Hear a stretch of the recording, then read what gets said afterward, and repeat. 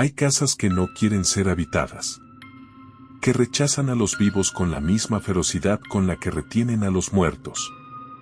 En Sevilla, en una calle estrecha del barrio de Triana, existe una casa que lleva 40 años vacía. 40 años. No porque nadie la haya querido comprar, sino porque cada persona que ha intentado vivir en ella, ha salido diferente. Completamente diferente. Esta es la historia de Andrés Molina. El último que lo intentó. Y el primero en contarlo. La primera semana fue perfecta. Andrés durmió profundamente todas las noches. Trabajó con una concentración que no había tenido en años. Se sentía extrañamente bien en esa casa. Extrañamente cómodo. Fue en la segunda semana cuando empezaron los sueños. Siempre el mismo. Andrés estaba de pie en el centro de la sala principal de la casa. Pero la casa era diferente. Más antigua. Con muebles de otra época. Y había alguien sentado en el sillón frente a él. Una figura. Sin rostro definido. Solo una silueta oscura en forma humana que lo miraba fijamente.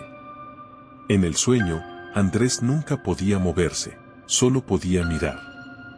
Y la figura simplemente estaba ahí. Mirándolo. Como si lo estudiara. Como si estuviera tomando una decisión.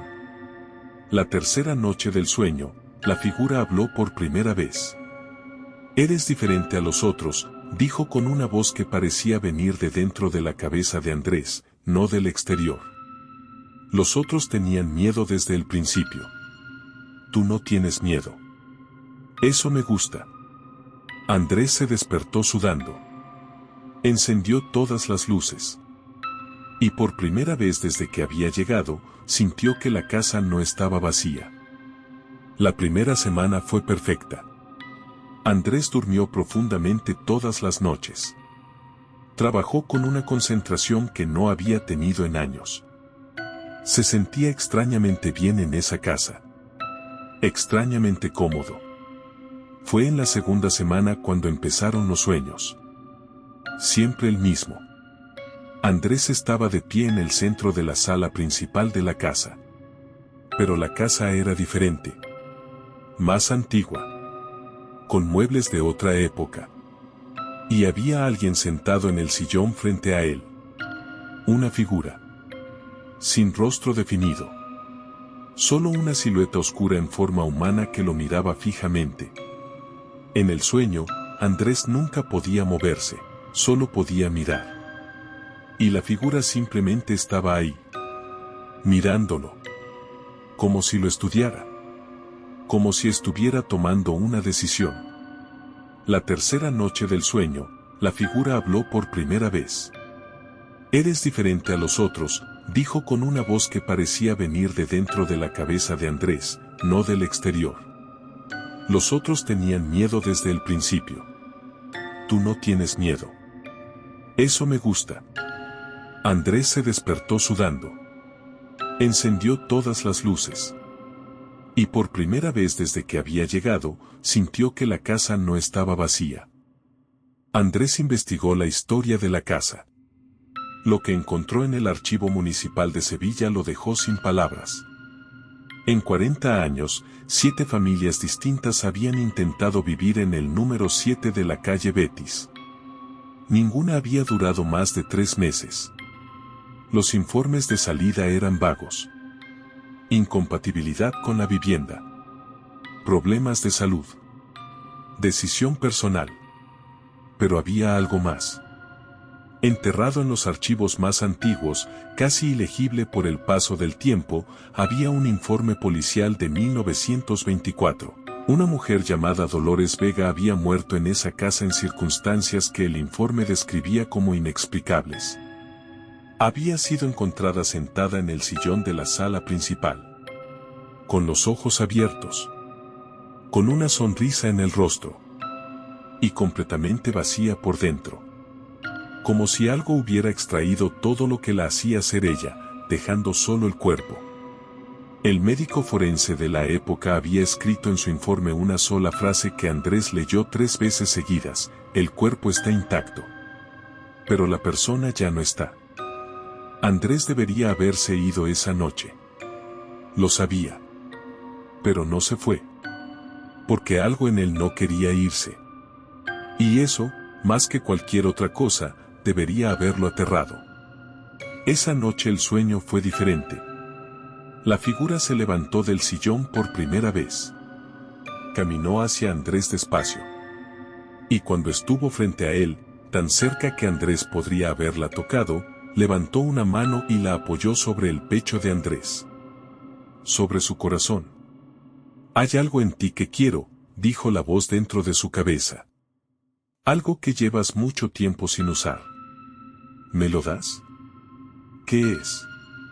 Preguntó Andrés en el sueño. La figura inclinó la cabeza. Y donde debería haber habido un rostro, por un solo instante, Andrés vio algo. Un reflejo. Su propio rostro. Pero distorsionado. Más viejo. Vaciado. Con esa misma sonrisa que había descrito el médico forense de 1924. Tu miedo, respondió la figura. Llevas toda tu vida sin sentir miedo. Y yo me alimento de lo que las personas no usan. Andrés se despertó en el sillón de la sala. No en su cama. En el sillón. Con las manos apoyadas sobre las rodillas. Y con la certeza absoluta y aterradora de que había caminado hasta allí dormido, de que algo lo había guiado hasta ese sillón. El mismo sillón donde habían encontrado a Dolores Vega en 1924. Se fue esa mañana. Cogió lo estrictamente necesario y salió sin mirar atrás. Pero la casa no lo dejó ir del todo. 3 semanas después de abandonarla, Andrés seguía teniendo el sueño. En su nuevo apartamento. En hoteles. En casa de amigos. Siempre el mismo sillón. Siempre la misma figura. Siempre la misma voz. Ya da igual donde estés. Ya te conozco. Fue al médico. Le dijeron que era estrés postraumático. Le dieron pastillas para dormir. Las pastillas no funcionaron. Fue a un psicólogo. 3 sesiones. El psicólogo le dijo que la casa había activado miedos profundamente reprimidos y que con tiempo y trabajo terapéutico lo superaría. Andrés no volvió a la 4ª sesión. Porque en la 3ª, mientras hablaba, había mirado por encima del hombro del psicólogo hacia la ventana. Y en el cristal, en el reflejo tenue de la sala de consulta, había visto una figura de pie detrás de él. Inmóvil. Mirándolo. Con esa sonrisa. Andrés Molina tiene hoy 41 años. Vive. Trabaja. Desde fuera parece completamente normal. Pero hay cosas que ya no puede hacer. No puede estar en habitaciones oscuras. No puede dormir sin luz. No puede mirarse en espejos grandes porque en ellos, a veces, cuando la luz es mala y está muy cansado, ve a alguien de pie detrás de él. Ha aprendido a convivir con ello. O eso dice. Lo que no dice, lo que solo ha contado una vez en un foro de internet anónimo que encontré investigando esta historia, es lo que descubrió 6 meses después de abandonar la casa. Había perdido algo, no sabía exactamente qué. Pero algo que antes tenía ya no estaba. Como un color que desaparece de tu vida sin que puedas nombrarlo. Una capacidad. Una emoción. Algo esencial. Tardó meses en identificarlo. Ya no podía sentir alegría.